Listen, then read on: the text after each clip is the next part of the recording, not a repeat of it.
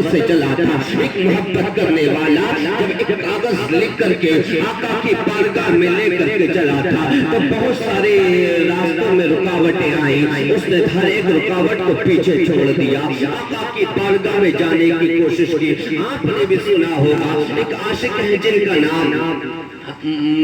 نام حضرت علامہ جامی ہے، ان کو روکنے کے لیے کیا کیا کوششیں نہ کی گئی۔ علامہ جامی جب نبی کے مدینے جانے لگے، میرے حضور نے ارشاد فرمایا تھا حاکم وقت سے، اے حاکم وقت جا چلا جا، اور جامی کو میرے مزار تک آنے کی اجازت نہیں ہے، وہیں سے اسے واپس کر دینا۔ جب علامہ جامی آ رہے ہیں، آنے کے بعد جو ہے حاکم وقت نے اپنے سپاہیوں کو بھیج دیا، جیسے ہی سپاہی پہنچے ہیں اور پوچھا ہے قافلے والے ذرا بتاؤ تو صحیح تم میں جامی کون ہے؟ علامہ جامی نکل کے سامنے آتے ہیں اور ارشاد فرماتے ہیں صاحب میرا نام جامی ہے۔ حاکم وقت کے سپاہی کہتے ہیں جامی واپس چلے جاؤ، تمہیں مدینے آنے کی اجازت نہیں ہے۔ جامی وہاں سے واپس چلے جاتے ہیں، ایک راستے سے انکار کیا گیا ہے، ایک راستے سے روک دیا گیا ہے، تو علامہ جامی دوسرا راستہ پکڑ کے آیا کرتے ہیں،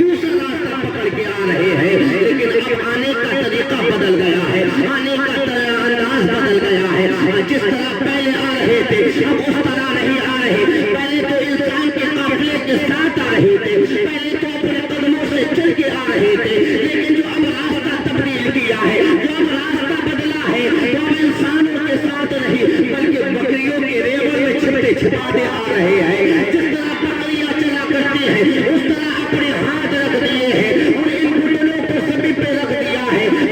کے ساتھ چلنے لگے ہیں۔ حاکم وقت کو پھر خواب آتا ہے، حاکم وقت دیکھ پہلے انسانوں کے ساتھ آ رہا تھا، اب بکریوں کے ریوڑ میں چھپ کے آ رہا ہے۔ جا اپنے سپاہیوں کو بھیج اور اس نے کہہ دے میرے مدینے تک نہ پہنچ جائے، میرے مدینے میں نہ آ جائے۔ اور حاکم وقت کے سپاہی آتے ہیں، بکریوں کے ریوڑ سے علامہ جامی کو نکالتے ہیں اور نکالنے کے بعد کہتے ہیں اے جامی تم سے انکار، تم سے منع کیا تھا، مصطفیٰ کے مدینے مت آ جانا، مصطفیٰ کے روضے پہ مت آ جانا، مصطفیٰ کے مدینے میں داخل مت ہو جانا۔ اب تم بکریوں کے ریوڑ میں چھپ کے آ رہے ہو، بکریوں کے ریوڑ سے سپاہی نکالتے ہیں پھر واپس کر دیتے ہیں۔ پہلے راستے سے نکال دیا تھا تو بکریوں میں چھپ کے آ رہے تھے، اب بکریوں سے نکالا ہے، پھر تیسرا راستہ علامہ جامی نے پکڑا ہے، اور جیسے تیسرا راستہ علامہ جامی نے پکڑا تو اب ایک لکڑہارے سے بات ہو گئی۔ لکڑہارے سے علامہ جامی نے ارشاد فرمایا تھا اے لکڑہارے ذرا بتا تو صحیح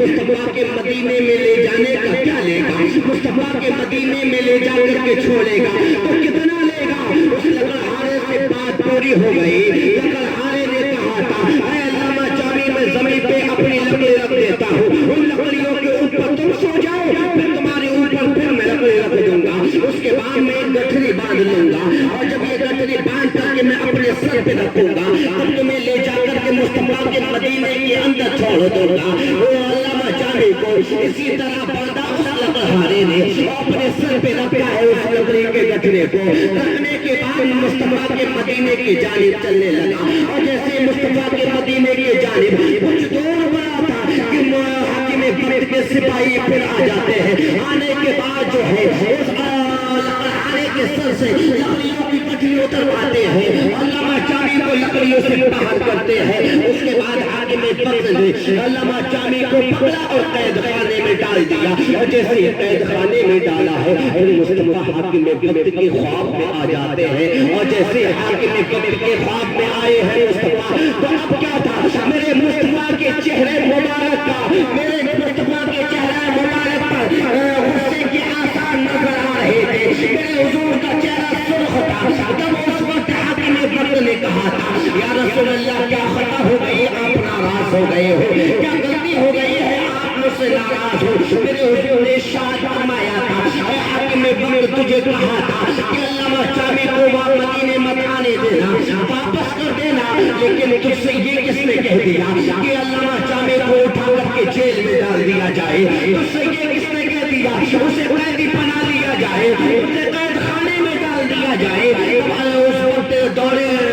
حاضر کے حاکم نے کہا تھا، مدینے کے حاکم نے کہا تھا یا رسول اللہ آپ آپ جامع کو مدینے آنے سے اس لیے منع کر رہے تھے نا کہ یہ آپ کی بارگاہ کا کوئی مجرم ہے، یہ کوئی پاپ کر بیٹھا ہے، آپ کی بارگاہ میں کوئی خطا کر بیٹھا ہے، آپ اس کے لیے اسے مدینے نہیں آنے دے رہے تھے۔ میرے مصطفیٰ ارشاد فرماتے ہیں اے حاکم وقت تجھے کیا لگتا ہے جامع کوئی خطا کر بیٹھا ہے، جامع کوئی گناہ کر بیٹھا ہے، جامع کسی میری بارگاہ کا مجرم ہے؟ تو ایسا نہیں ہے، بلکہ بات یہ ہے کہ جامع ایک نعت لے کے لا رہا ہے، اس نعت کے اشعار اتنے محبت اتنے عشق میں ڈوب کے لکھے ہیں جامع میں کہ وہ جامع جب میرے روزے پہ آ کر کے وہ نعت کے اشعار پڑے گا تو مجھے روزے سے باہر نکلنا پڑ جائے گا۔ میں یہ چاہتا ہوں کہ جامع نہ آئے، جامع کوئی مجرم نہیں ہے، جامع عاشق ہے، بس بات اتنی ہے ایسا نہ ہو وہ نعت پڑے اور مجھے قبر منور سے باہر نکلنا پڑ جائے اور میں باہر آ گیا تو قیامت سے پہلے تجھے میرے تو وصل عیب تنائی سے ہے بری، اے راہ میرے شاہ میں کیا کیا کہوں تجھے، لیکن رضا نے ختم سخن اس پہ کر دیا، خالق کا بندہ خلق کا آقا کہوں تجھے، خالق کا بندہ خلق کا آقا